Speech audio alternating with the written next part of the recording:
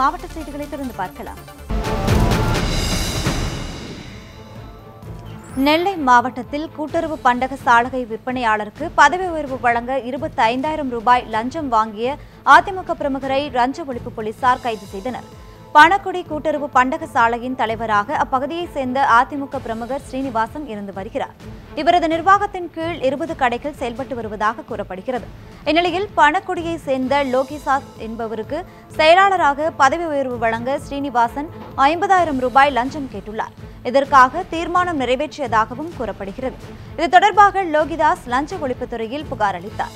லஞ்ச ஒழிப்பு அதிகாரிகளின் ஆலோசனையின்படி 25,000 ரூபாய் பணத்தை லோகிதாஸ் ஸ்ரீனிவாசனிடம் கொடுத்தார். அப்போது அங்கு மறைந்திருந்த லஞ்ச ஒழிப்பு அதிகாரிகள் ஸ்ரீனிவாசனை கைது செய்து விசாரணை நடத்தி வருகின்றனர். நீலகிரி மாவட்டத்தில் பலத்த மழை காரணமாக மலை ரயில் பாதையில் மரங்கள் விழுந்துள்ளதால் 3வது நாளாக மலை ரயில் சேவை ரத்து செய்யப்படுவதாக ரயில்வே நிர்வாகம் அறிவித்துள்ளது. நீலகிரி மாவட்டத்தில் கடந்த 6ஆம் தேதி இரவு பலத்த காற்றுடன் கூடிய மழை பெய்தது. இதனால் கல்லார் ரயில்வே நிலையம் முதல் ஹில்க்ரோவ் ரயில் நிலையம் வரையிலான அடர்ந்த வனப்பகுதியில் 6 இடங்களில் 10க்கும் மேற்பட்ட மரங்கள் சாய்ந்தன. இதனை அகற்றும் பணி கடந்த 2 தினங்களாக நடந்து வந்தது. பணிகள் முடிவடையாததால் இன்றும் மலை ரயில் சேவை ரத்து செய்யப்படுவதாக ரயில்வே நிர்வாகம் அறிவித்துள்ளது. தொடர்ந்து 3வது நாளாக மலை ரயில் ரத்து செய்யப்பட்டுள்ளதால் முன்பதிவு செய்திருந்த சுற்றுலா பயணிகள் ஏமாற்றம் அடைந்துள்ளனர். திருவண்ணாமலை மாவட்டத்தில் உள்ள உணவு கிடங்கில் பராமரிப்பு குறைபாடுகள் உள்ளதாக திமுக நாடாளுமன்ற உறுப்பினர் திருச்சி சிவா தெரிவித்துள்ளார். திருவண்ணாமலை மாவட்டம் கீழ்பெண்ணாத்தூர் தொகுதிக்குட்பட்ட புதுப்பண்ணை கிராமத்தில் உணவுப் பொருள் கிடங்கு அமைந்துள்ளது. 20,000 மெட்ரிக் டன் அளவுள்ள இந்த கிடங்கில் 22,000 மெட்ரிக் டன் உணவுப் பொருட்கள் பாதுகாக்கப்பட்டு வருகிறது. இந்நிலையில் பராமரிப்பு குறைபாடு இருப்பதாக எழுந்த புகாரை அடுத்து உணவுக் கழகத்தின் மாநில ஆய்வுக்குழு தலைவர் திருச்சி சிவா நேரில் பார்வையிட்டு ஆய்வு செய்தார். பின்னர் செய்தியாளர்களிடம் பேசிய அவர் பாதுகாப்பு குறைபாடுகள் உள்ளதாக தெரிவித்தார். பூச்சிகளை கட்டுப்படுத்த ரசாயன பொருட்கள் பயன்படுத்தப்படுவதாகவும் இயற்கையான மருந்துகளை பூச்சிகளை விரட்ட பயன்படுத்தப்படுவதாகவும் தெரிவித்தார். இதனால் சுற்றுப்புற மக்களுக்கு தொல்லைகள் ஏற்படாத வகையில் நடவடிக்கை எடுக்கப்படும் என்றும் தெரிவித்தார். விழுப்புரம் மாவட்டம் கூவாகம் கூத்தாண்டவர் கோவிலில் நடைபெற்ற திருநங்கையருக்கான மிஸ் கூவாகம் அழகி போட்டியில் சென்னையை சேர்ந்த ஆண்ட்ரியா சென் மிஸ் கூவாகமாக தேர்ந்தெடுக்கப்பட்டார். கூவாகத்தில் ஆண்டுதோறும் சித்திரை திருவிழா நடைபெறும். இந்த ஆண்டு விழா கடந்த மாதம் 25ஆம் தேதி தொடங்கியது. நேற்று நடைபெற்ற திருநங்கையர்களுக்கான அழகி போட்டியில் 67 போட்டியாளர்கள் கலந்து கொண்டனர். நளினமான நடையில் மிளிரும் உடையில் திருநங்கையர் ஒய்யாரமாக வந்தது பார்வையாளர்களை பெரிதும் கவர்ந்தது. இதில் சென்னையை சேர்ந்த ஆண்ட்ரியா சென் என்பவர் மிஸ் கூவகமாக தேர்ந்தெடுக்கப்பட்டார். இவர்களுக்கு நடிகர் ராகவா லாரன்ஸ் பரிசுகளை வழங்கினார்.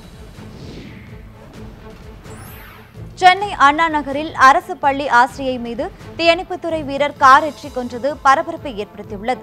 கிணத்துக்கடவை சேர்ந்த நிவேதிதா கோவையில் உள்ள அரசு பள்ளியில் ஆசிரியையாக பணியாற்றி வந்தார். நிவேதிதா கணவரை பிரிந்து வாழ்ந்து வந்த நிலையில் அவரது மகள் சென்னை திருப்பெரும்புதூரில் பணிபுரிந்து வருகிறார்.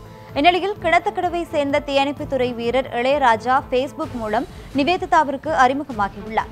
இருவரும் நட்பாக இருந்து வந்த நிலையில் கணபதி என்பவருடன் நிவேதிதா பழகியது இளையராஜாவிற்கு பிடிக்கவில்லை. இதற்கிடையில் நிவேதிதா சென்னையில் உள்ள தனது மகளை பார்க்க இளையராஜாவுடன் காரில் சென்றுள்ளார். அண்ணா நகர் ரவுண்டானா அருகே சென்றபோது காரிலிருந்து இறங்கிய நிவேதிதா கணபதியுடன் பேசிக் கொண்டிருந்ததால் இளையராஜா ஆத்திரமடைந்தார். இதனால் இருவர் மீதும் மோதும்படி காரை வேகமாக ஓட்டியதில் நிவேதிதா சம்பவ இடத்திலேயே உயிரிழந்தார். தகவல் அறிந்து வந்த காவல்துறையினர் இளையராஜா கணபதி ஆகிய இருவரையும் பிடித்து விசாரித்து வருகின்றனர். நிவேதிதாவின் உடல் பிரேத பரிசோதனைக்காக அரசு மருத்துவமனைக்கு அனுப்பி வைக்கப்பட்டது. செங்கம் அருகே 11ஆம் வகுப்பு பள்ளி மாணவிக்கு பாலியல் தொல்லை கொடுத்த இளைஞர்களை கிராம மக்கள் கட்டி வைத்து சரமாரியாக அடித்து உதைத்தனர். திருவண்ணாமலை மாவட்டம் அந்தனூர் கிராமத்தை சேர்ந்த பள்ளி மாணவியை ஏழுமலை, சின்ராஜ், சரவணன், குமார் ஆகிய 4வரும் வன்கொடுமை செய்ய தூக்கிச் சென்றுள்ளனர். இதனை கண்ட மூதாட்டி கூச்சலிட்டதால் இளைஞர்கள் ஓடிவிட்டனர். அவர்களை தேடி பிடித்த கிராம மக்கள் மண்டியிட வைத்து செருப்பாலும் முரத்தாலும் சரமாரியாக அடித்தனர். இது தொடர்பாக மேல்சங்கம் காவல்துறைக்கு தெரிவிக்கப்பட்டதை அடுத்து போலீசார் கைது செய்து விசாரணை நடத்தி வருகின்றனர். மணப்பாறை ஒழுங்குமுறை விற்பனை கூடத்தை முதலமைச்சர் எடப்பாடி பழனிசாமி காணொலி காட்சி மூலம் திறந்து வைத்தார். திருச்சி மாவட்டம் மணப்பாறையில் கடந்த 1963ஆம் ஆண்டு முதல் 3 ஏக்கர் பரப்பில் விற்பனை கூடம் இயங்கி வருகிறது. இதில் புதிதாக 1.5 கோடி செலவில் கட்டப்பட்ட கிட்டங்கியை முதலமைச்சர் நேற்று திறந்து வைத்தார். இதன் மூலம் விவசாயிகள் தங்களது விளைபொருளுக்கு ஏற்ற விலையை பெற முடியும் என்றும் கமிஷன் இன்றி சரியான இடையில் விற்பனை செய்ய முடியும் என்றும் தெரிவித்துள்ளார். நீட் தேர்வு சோதனை என்ற பெயரில் தமிழக மாணவர்கள் மானபங்கப்படுத்தப்பட்டதாக கூறி இந்திய மருத்துவ அலுவலர் நல சங்கத்தினர் நெல்லையில் கண்டன ஆர்ப்பாட்டத்தில் ஈடுபட்டனர். நாடு முழுவதும் நேற்று முன்தினம் நீட் தேர்வு நடைபெற்றது. நீட் தேர்விற்கு வரும் மாணவர்களுக்கு கடுமையான கட்டுப்பாடுகள் விதிக்கப்பட்டிருந்ததுடன் கடுமையான சோதனைகளுக்கும் உட்படுத்தப்பட்டனர். இந்த சோதனை மாணவர்களையும் பெற்றோரையும் முகம் சுளிக்க வைத்தது. இத்தகைய நடவடிக்கையை கண்டித்துள்ள இந்திய மருத்துவ அலுவலர் நலச்சங்கத்தினர் தமிழக மாணவர்களை அவமானப்படுத்திவிட்டதாக குற்றம் சாட்டியுள்ளனர். இதனையடுத்து நீட் தேர்வை ரத்து செய்ய வேண்டும் என்றும் அரசு மருத்துவர்களுக்கு பட்ட மேற்படிப்பில் 50% இடஒதுக்கீடு வழங்க வேண்டும் எனவும் வலியுறுத்தி திருநெல்வேலி மாவட்ட சுகாதார அலுவலகம் முன்பு கண்டன ஆர்ப்பாட்டம் நடத்தினர். சென்னையில் நடைபெற்ற போராட்டத்தில் மருத்துவர்கள் தாக்கப்பட்டதை கண்டித்து கள்ளக்குறிச்சியில் மருத்துவர்கள் ஆர்ப்பாட்டத்தில் ஈடுபட்டனர். தமிழ்நாடு மருத்துவ அலுவலர் சங்கத்தின் சார்பில் நடைபெற்ற உரிமை மீட்பு போராட்டத்தில் ஏராளமான அரசு மருத்துவர்கள் கலந்து கொண்டனர். அப்போது நீட் தேர்வை ரத்து செய்ய வேண்டும் எனவும் சென்னையில் மருத்துவர்கள் தாக்கப்பட்டதற்கு கண்டன முழக்கங்களையும் எழுப்பினர். இதில் ஏராளமானோர் கலந்து கொண்டனர்.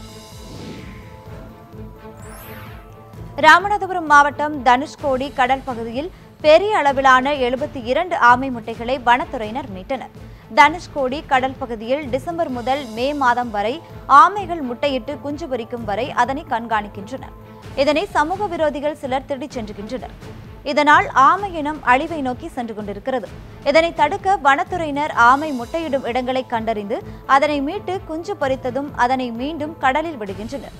இந்நிலையில் நேற்று மீட்கப்பட்ட 72 முட்டைகளும் வழக்கத்திற்கு மாறாக பெரிய அளவில் இருந்ததாக தெரிவித்துள்ளனர். எடப்பாடி பழனிசாமிக்கு ஆதரவாக உள்ளவர்களில் 12 அமைச்சர்கள் 35 எம்எல்ஏக்கள் தங்கள் பக்கம் வர தயாராக இருப்பதாக ஓ பன்னீர்செல்வம் ஆதரவு முன்னாள் அமைச்சர் செம்மலை தெரிவித்துள்ளார். சேலத்தில் நடைபெற்ற அதிமுக புரட்சி தலைவி அம்மா அணி ஆதரவாளர்களின் ஆலோசனைக் கூட்டத்தில் நேற்று அவர் உரையாற்றினார். அப்போது ஆட்சியை கலைக்க வேண்டும் என்பது தங்கள் விருப்பம் அல்ல என்றும் ஆட்சி மாற்றமே தங்களின் கோரிக்கை என்றும் தெரிவித்துள்ளார். 12 அமைச்சர்கள் 35 எம்எல்ஏக்கள் தங்கள் பக்கம் வர தயாராக உள்ளதாக குறிப்பிட்ட செம்மலை, ஒருவேளை ஆட்சி கலைந்தால் அதற்கு எடப்பாடி பழனிசாமி தான் காரணமாக இருப்பார் எனவும் குறிப்பிட்டார். கூவாத்தூர் விடுதியில் தங்க வைக்கப்பட்ட சட்டமன்ற உறுப்பினர்களுக்கும் அமைச்சர்களுக்கும் லஞ்சமாக தங்கமும் பணமும் கொடுத்தது எடப்பாடி பழனிசாமி தான் என குற்றம் சாட்டிய செம்மலை, அவர்களை தக்க வைத்துக் கொள்ள மாதந்தோறும் 20 லட்சம் ரூபாய் அளவிற்கு கமிஷன் கிடைக்கும் வகையில் நடவடிக்கைகள் எடுக்கப்பட்டு வருவதாகவும் தெரிவித்தார். பள்ளி கல்வித்துறையில் பணியாற்றி வரும் முதன்மை கல்வி அலுவலர்கள் 25 பேர் பணியிட மாற்றம் செய்யப்பட்டுள்ளனர். பள்ளி கல்வி பணியில் உள்ள முதன்மை கல்வி அலுவலர் மற்றும் அதற்கிணையான தகுதியில் உள்ள 25 பேரை தமிழக அரசு இடமாற்றம் செய்துள்ளது. திருநெல்வேலி மாவட்ட முதன்மை கல்வி அலுவலராக உள்ள சுவாமிநாதன் திருவாரூருக்கு மாற்றப்பட்டுள்ளார். தூத்துக்குடி முதன்மை கல்வி அலுவலர் ராமகிருஷ்ணன் திருச்சிக்கு மாற்றப்பட்டுள்ளார். சிவகங்கை மாவட்ட முதன்மை கல்வி அலுவலர் செந்தில் வேல்முருகன் புதுக்கோட்டைக்கு இடமாற்றம் செய்யப்பட்டுள்ளார். தேனி முதன்மை கல்வி அலுவலர் வாசு பள்ளி கல்வி இயக்க துணை இயக்குநர் பொறுப்பிற்கு மாற்றப்பட்டுள்ளார். இவர்கள் உட்பட மொத்தம் 25 பேர் இடமாற்றம் செய்யப்பட்டுள்ளனர். மானாமதுரை அருகே தண்டவாளத்தை கடக்க முயன்ற 50க்கும் மேற்பட்ட செம்மறி ஆடுகளுடன் உரிமையாளரும் ரயிலில் அடிபட்டு உயிரிழந்தது சோகத்தை ஏற்படுத்தியுள்ளது. சிவகங்கை மாவட்டம் மானாமதுரை அருகே கூடத்தப்பட்டி கிராமத்தை சேர்ந்தவர் ஐயனார். இவர் செம்மறி ஆடுகள் வைத்து தொழில் செய்து வருகிறார். நேற்றிரவு பறையன்குளம் பகுதியிலிருந்து லாடேனந்தல் பகுதிக்கு ஆடுகளை ஓட்டிச் சென்றுள்ளார். அப்போது ரயில் தண்டவாளத்தை கடக்கும் பொழுது எதிர்பாராத விதமாக ராமேஸ்வரம் பயணிகள் ரயில் மோதியதில் 50க்கும் மேற்பட்ட ஆடுகள் உடல் சிதறி உயிரிழந்தன. இதில் ஆடுகளை காப்பாற்ற முயன்ற ஐயனாரும் ரயில் மோதி பலியானார். சம்பவ இடத்திற்கு வந்த ரயில்வே போலீசார் உடலை கைப்பற்றி பிரேத பரிசோதனைக்காக மானாமதுரை அரசு மருத்துவமனைக்கு அனுப்பி வைத்தனர். காஞ்சிபுரம் மத்திய கூட்டுறவு ஊழியர்கள் 15 அம்ச கோரிக்கைகளை வலியுறுத்தி வங்கி அடையாள உண்ணாவிரத போராட்டத்தில் ஈடுபட்டனர். இந்தியாவில் தொடங்கப்பட்ட முதல் நகர கூட்டுறவு வங்கி காஞ்சிபுரம் கூட்டுறவு வங்கியாகும். இந்த வங்கியில் ஒரு ஆண்டு பணி முடிந்தவர்களை பணி நிரந்தரம் செய்ய வேண்டும் என வங்கி விதிமுறை உள்ளது. இருப்பினும் பணி முடித்து 2 ஆண்டுகள் ஆன நிலையிலும் பணியாளர்கள் பணி நிரந்தரம் செய்யப்படாமல் இருப்பதாக புகார் எழுந்துள்ளது. வங்கி தொடங்கி 100 ஆண்டுகள் ஆன நிலையில் பணியாளர்களுக்கு வழங்க வேண்டிய கருணை தொகையுடன் நிலுவைத் தொகையையும் வழங்க வேண்டும் என கோரிக்கை விடுத்துள்ளனர். மண்பாண்ட தொழிலாளர்களின் சிறு கடன்களை தள்ளுபடி செய்து உள்ளிட்ட கோரிக்கைகளை வலியுறுத்தி கிருஷ்ணகிரியில் மண்பாண்ட தொழிலாளர்கள் உண்ணாவிரத போராட்டத்தில் ஈடுபட்டனர். கிருஷ்ணகிரி புதிய பேருந்து நிலையம் அருகே நடைபெற்ற உண்ணாவிரதத்தில் ஏராளமானோர் கலந்து கொண்டனர். அப்போது மண்பாண்ட தொழிலாளர்கள் அரசு நிலத்தில் இலவசமாக களிமண் எடுத்துக் கொள்ளலாம் என்று முன்னாள் முதல்வர் ஜெயலலிதா தேர்தல் அறிக்கையில் தெரிவித்த நிலையில் அது குறித்து நடவடிக்கை எடுக்க வேண்டும் என வலியுறுத்தினர். மாவட்டம் தோறும் மண்பாண்ட தொழிற்கூட்டம் அமைக்க வேண்டும் என மழைக்கால உதவித்தொகையை 5000 உயர்த்தி வழங்க வேண்டும் என்றும் கோரிக்கை விடுத்தனர். தேனி மாவட்டம் கம்பம் பள்ளத்தாக்கு பகுதியில் அமைந்துள்ள மங்களதேவி கண்ணகி கோவிலில் நாளை சித்ரா பௌர்ணமி விழா கொண்டாடப்படுகிறது. கம்பம் பள்ளத்தாக்கு பகுதியில் கூடலூருக்கு தெற்கே இருக்கும் வண்ணாத்தியப்பா பறையில் 4830 அடி உயரத்தில் கண்ணகிக்கு கோவில் அமைந்துள்ளது. 2000 ஆண்டுகளுக்கு முன்னால் சேரன் செங்குட்டுவனால் கட்டப்பட்ட இக்கோவிலில் நாளை சித்ரா பௌர்ணமி விழா கொண்டாடப்படுகிறது. இதற்காக பழியன்குடி மலைப்பாதை பக்தர்கள் நடந்து செல்லும் வகையில் சீரமைக்கப்பட்டுள்ளது. நாளை அதிகாலை 5 மணிக்கு பள்ளி உணர்த்தல், 6 மணிக்கு மேல் மலர் வழிபாடு, யாக பூஜை, இசை நிகழ்ச்சிகள் நடைபெறுகின்றன. 8 மணிக்கு மேல் பொங்கல் வைத்து பிரசாதம் வழங்குதல் மற்றும் மணிமேகலையின் அமிர்த சுரபியில் உணவு வழங்கல் நிகழ்ச்சி நடைபெறுகிறது. இதையொட்டி நாளை அதிகாலை 5 மணியிலிருந்து மாலை 3 மணி வரை கோவிலுக்கு செல்ல பக்தர்களுக்கு அனுமதி வழங்கப்பட்டுள்ளது. தருமபுரி மாவட்டம் ஒகேனக்கல் சுற்றுலா தலத்தில் உள்ள அருவிகளில் நீர்வரத்து இல்லாததால் செப்பனிடும் பணிகளை தமிழக அரசு மேற்கொள்ள வேண்டும் என்று அப்பகுதி மக்கள் வலியுறுத்தியுள்ளனர். தமிழகத்தின் பிரதான சுற்றுலா தலங்களில் ஒன்றான ஒகேனக்கலில் உள்ள அருவிகளில் நீர்வரத்து நின்றுவிட்டதால் அப்பகுதி முழுவதும் வெறும் பாறைகளாக காட்சியளிக்கின்றன. இந்த தருணத்தை பயன்படுத்தி செப்பனிடும் பணிகளை அரசு மேற்கொள்ள வேண்டும் என ஒகேனக்கல் பகுதி மக்கள் வேண்டுகோள் விடுத்துள்ளனர். குறிப்பாக ஆண்கள் குளிக்கும் இடத்தை அகலப்படுத்த வேண்டும் என்றும் பழுதடைந்துள்ள கம்பிகளை சீரமைக்க வேண்டும் என்றும் ஆற்றின் கரைகளில் தடுப்பு வேலிகள் அமைக்க வேண்டும் என்றும் அவர்கள் கோரிக்கை விடுத்துள்ளனர். மேலும் இங்குள்ள 5 அருவி உள்ளிட்ட பல்வேறு அருவிகளை அருகில் சென்று பார்க்கும் வகையில் ஃபால்ஸ் வியூ மற்றும் பசுமை பூங்கா ஆகியவற்றை அமைக்க வேண்டும் என்றும் இதன் மூலம் சுற்றுலா வளர்ச்சி பெறும் என்றும் அவர்கள் கூறியுள்ளனர். சென்னை எண்ணூரிலிருந்து கோயம்பேடு சென்ற பேருந்தில் குடிபோதையில் இருந்த ஒருவர் ஓட்டுநரை தாக்கிவிட்டு சாவியை பறித்துக் கொண்டு தப்பி ஓடிய சம்பவம் பரபரப்பை ஏற்படுத்தியுள்ளது. சென்னை எண்ணூர் பணிமனையிலிருந்து கோயம்பேடு சென்ற மாநகர பேருந்தில் பயணி ஒருவர் குடிபோதையில் ஏறியுள்ளார். எர்ணாவூரில் ஏறிய அவர் அடுத்த பேருந்து நிறுத்தத்திற்கு பயணச்சீட்டு வாங்கியுள்ளார். ஆனால் அவர் அந்த நிறுத்தத்தில் இறங்காமல் நடத்துனர் மூக்கையனிடம் வாக்குவாதத்தில் ஈடுபட்டுள்ளார். அப்போது ஓட்டுநர் பேருந்தை எடுக்க முற்பட்டதால் ஆத்திரமடைந்த போதை நபர் ஓட்டுநரை தாக்கிவிட்டு பேருந்து சாவியை எடுத்துக்கொண்டு அங்கிருந்து தப்பி ஓட்டிவிட்டார். இது தொடர்பாக அளிக்கப்பட்ட புகாரின் பேரில் தப்பி ஓடிய போதை ஆசாமியை போலீசார் தேடி வருகின்றனர். சென்னையில் பழுதான தண்ணீர் லாரியால் போக்குவரத்து நெரிசல் ஏற்பட்டதை தொடர்ந்து ஓட்டுநர் லாரியில் இருந்த தண்ணீர் முழுவதையும் சாலையில் திறந்துவிட்ட சம்பவம் பொதுமக்களிடையே அதிருப்தியை ஏற்படுத்தியுள்ளது. சென்னையில் நுங்கம்பாக்கம் ரயில் நிலையம் அருகே சென்று கொண்டிருந்த தண்ணீர் லாரி திடீரென பழுதாகி சுரங்கப்பாதையில் நின்றது. இதனால் அப்பகுதியில் கடும் போக்குவரத்து நெரிசல் ஏற்பட்டது.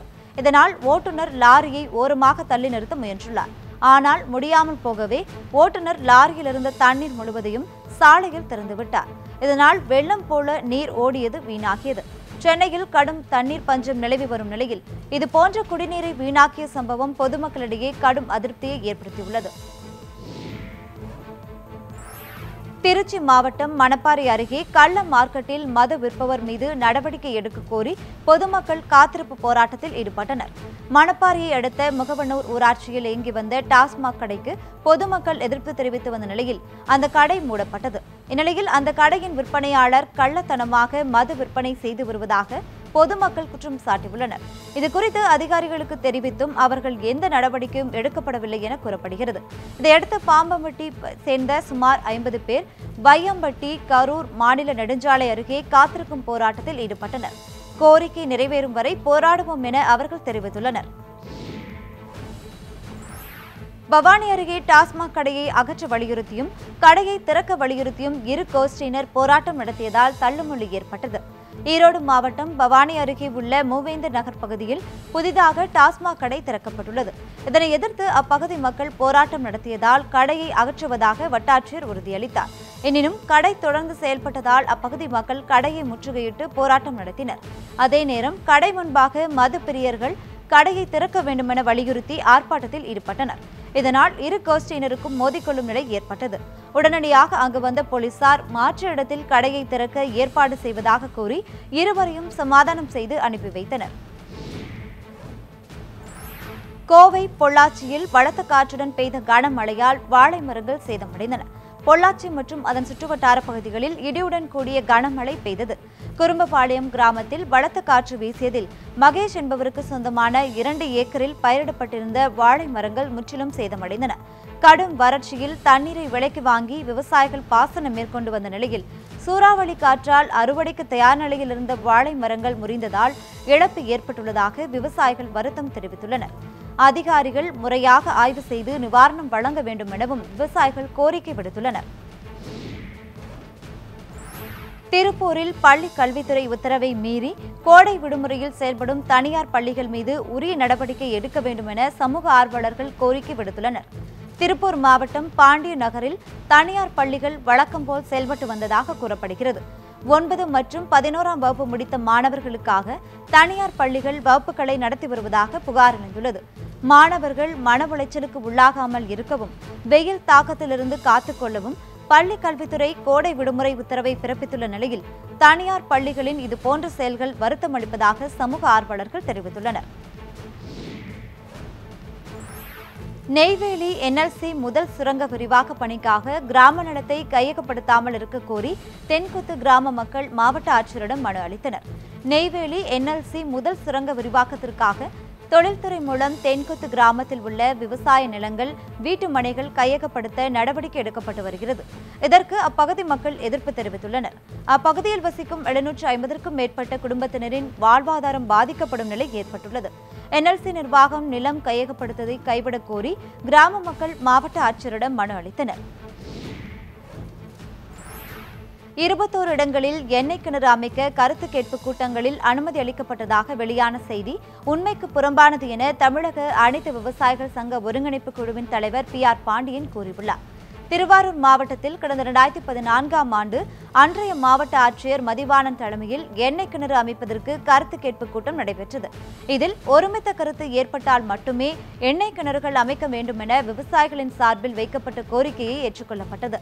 ஆனால் தற்போது தஞ்சாவூர், நாகப்பட்டினம், திருவாரூர், அரியலூர் மாவட்டங்களில் எண்ணெய் கிணறு அமைக்க அனுமதி அளிக்கப்பட்டதாக வெளியான செய்தியில் உண்மையில்லை என PR பாண்டியன் கூறியுள்ளார். மேலும் விவசாயிகள் நிலத்தை தரமாட்டோம் எனவும் எந்த கிராமத்திலும் கிணறு அமைக்க அனுமதிக்க மாட்டோம் எனவும் அவர் தெரிவித்துள்ளார். சிவகங்கை மாவட்டம் காரைக்குடி அருகே கோவில் திருவிழாவை முன்னிட்டு நடைபெற்ற கபடி போட்டியில் சிறுவயல் அணி வெற்றி பெற்றது. சிவகங்கை மாவட்டம் காரைக்குடி அருகே உள்ள சிறுவயல் கோவில் திருவிழாவை முன்னிட்டு கபடி போட்டி நடைபெற்றது. இதில் காரைக்குடி, தேவக்கோட்டை, திருப்பத்தூர் உட்பட பல பகுதிகளில் இருந்து சுமார் 20 அணிகள் பங்கேற்றன. நாக் அவுட் முறையில் நடைபெற்ற தொடரின் இறுதி ஆட்டத்தில் சிறுவயல் அணியும் குன்றக்குடி அணியும் மோதின. விறுவிறுப்பாக நடைபெற்ற இந்த போட்டியில் சிறுவயல் அணி 36க்கு 26 என்ற புள்ளி கணக்கில் வெற்றி பெற்று கோப்பையை கைப்பற்றியது. வெற்றி பெற்ற அணிக்கு பரிசுகள் வழங்கப்பட்டன. கடலூர் மாவட்டத்தில் தனியார் ரத்த பரிசோதனை மையத்தில் ஏற்பட்ட தீயை அணைக்க சென்ற தீயணைப்பு வீரர்கள் ரசாயன புகையால் அவதியடைந்தனர். கடலூர் மாவட்டம் பன்ருட்டி காந்தி ரோடு பகுதியில் உள்ள தனியார் ரத்த பரிசோதனை மையத்தில் ரத்த பரிசோதனைக்கு பயன்படுத்தக்கூடிய ரசாயன பொருட்கள் வைக்கப்பட்டிருந்த குளிர்சாதன பெட்டி உயர்மின் அழுத்தம் காரணமாக திடீரென எரிந்தது. பின்னர் அங்கு வந்த தீயணைப்பு வீரர்கள் தீயை அணைக்க முயன்றபோது ரசாயன புகையால் மூச்சு திணறல் ஏற்பட்டு மிகவும் அவதியடைந்தனர்.